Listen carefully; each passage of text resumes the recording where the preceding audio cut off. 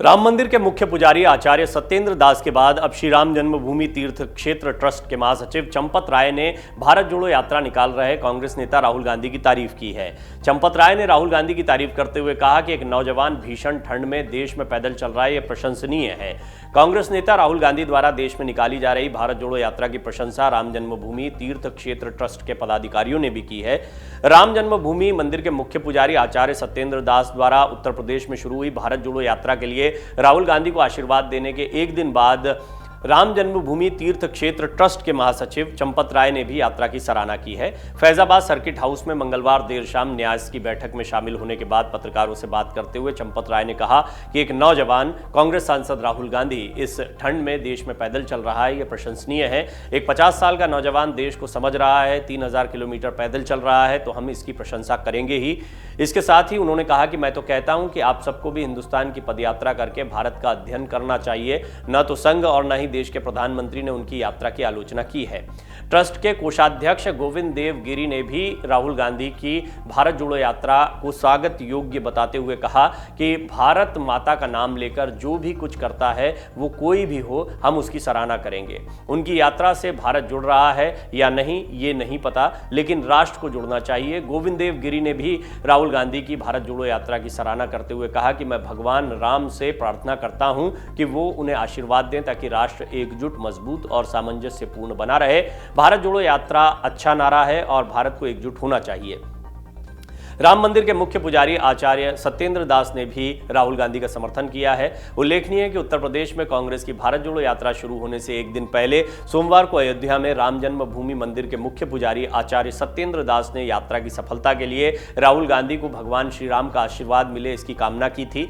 भारत जोड़ो यात्रा निकाल रहे कांग्रेस के पूर्व अध्यक्ष राहुल गांधी को लिखे अपने पत्र में उन्होंने कहा, मेरी शुभकामना है कि आपकी भारत जोड़ो यात्रा मंगलमय हो, आपका जो देश जोड़ने का ख्वाब है वो पूर्ण हो, जिस लक्ष्य को लेकर आप चल रहे हैं उसमें आपको सफलता मिले, आप स्वस्थ रहें, दीर्घायु रहें। देश के हित में जो भी कार्य कर रहे हैं वो सर्वजन हिताय सर्वजन सुखाय हैं। इसी मंगल कामना के साथ शुभ आशीर्वाद, प्रभु रामलला का आशीर्वाद आप पर बना रहे।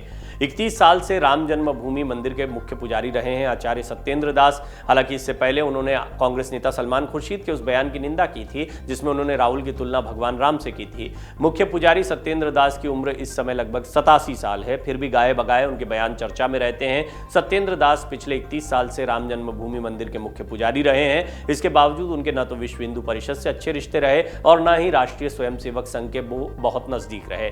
साल 2019 में जब सुप्रीम कोर्ट के निर्देश पर राम मंदिर निर्माण के लिए ट्रस्ट बना, उस समय सत्येंद्र दास को आशंका थी कि उन्हें मुख्य पुजारी पद से हटा दिया जाएगा, लेकिन ऐसा हुआ नहीं। ट्रस्ट ने उन्हीं को मुख्य पुजारी बनाए रखा, लेकिन इसके बाद भी उनका ट्रस्ट पर से अविश्वास दूर नहीं हुआ।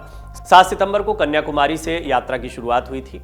राहुल गांधी की भारत जोड़ो यात्रा पिछले वर्ष 7 सितंबर को तमिलनाडु के कन्याकुमारी से शुरू हुई और अब तक 10 राज्यों से गुजरते हुए इस महीने कश्मीर में समाप्त होगी।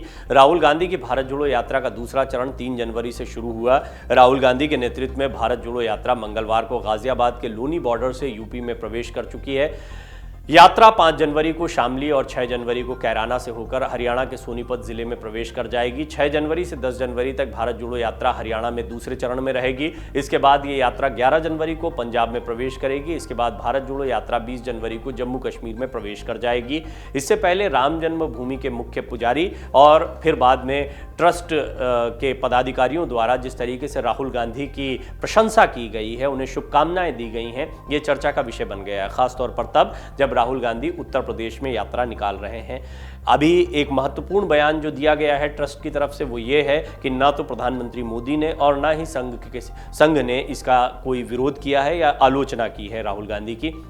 राहुल गांधी की यात्रा को लेकर गाये बगाए बीजेपी की तरफ से भी इस तरह के बयान आते रहे हैं कि जो भी पैदल चल रहा है, जनता के बीच में जा रहा है, वो सराहनीय कार्य कर रहा है, प्रशंसनीय कार्य कर रहा है। लेकिन इन सब बयानों के बीच में इस राजनीति को भी समझना चाहिए कि भारतीय जनता पार्टी भी इस बात को जानती है कि राहुल गांधी की ये यात्रा उनकी इमेज में खासा परिवर्तन लेकर आ रही है। अब ये देखना होगा कि राहुल गांधी इस यात्रा के जरिए अपनी इस इमेज को कितना बरकरार रख पाते हैं। क्या उत्तर प्रदेश में उनको कोई फायदा मिल पाएगा? क्या उत्तर प्रदेश में कांग्रेस अपनी राजनीतिक जमीन को मजबूत कर पाएगी। आगामी चुनाव में, खासतौर पर लोकसभा चुनाव, निकाय चुनाव से कितनी उम्मीदें हैं कांग्रेस को कहना बड़ा मुश्किल है, कितनी तैयारियां होंगी और उसका कोई इम्पैक्ट, उस पर कोई इम्पैक्ट होगा नहीं होगा, ये तो बहुत दूर की कौड़ी है। लेकिन ये बात सही है कि उत्तर प्रदेश में अगर कांग्रेस थोड़ी भी मजबूत होती है तो आगामी चुनाव में बीजेपी को टक्कर देने के लिहाज से, राहुल गांधी की ताकत बढ़ने के लिहाज से ये राज्य कांग्रेस के लिए बहुत महत्वपूर्ण साबित होगा। खासतौर पर तब जबकि अमेठी और रायबरेली अब भी परंपरागत सीटें गांधी परिवार की मानी जाती हैं।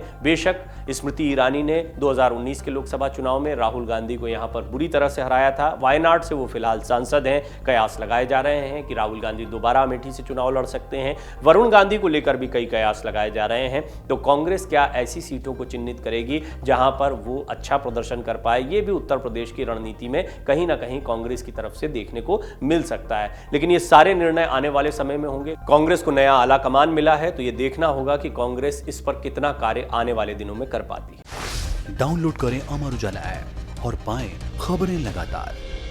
अगर आप ये वीडियो YouTube पर देख रहे हैं तो हमारे चैनल को सब्सक्राइब करें और बेल आइकन को दबाना ना भूलें। अगर आप Facebook पर ये वीडियो देख रहे हैं तो हमारे पेज को लाइक करें।